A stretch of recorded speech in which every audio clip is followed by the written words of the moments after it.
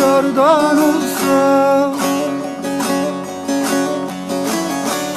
halk ona bir merhem çalar. Benim yaram içerdendir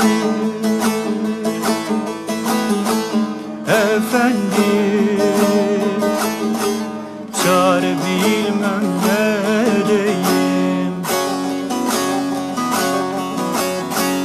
Benim yaram içerdendir sultanım,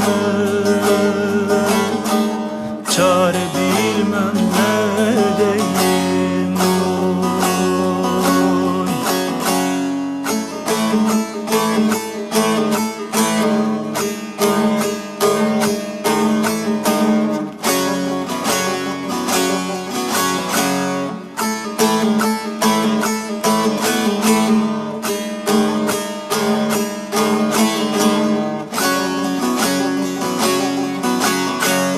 İki hekim üstüme geldi, İki hekim üstüme geldi.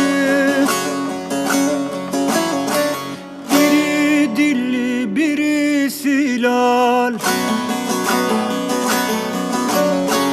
Dilliye cevap veremedi efendim,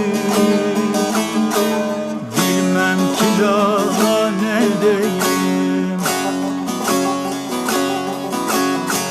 Nesimiye dediler ki,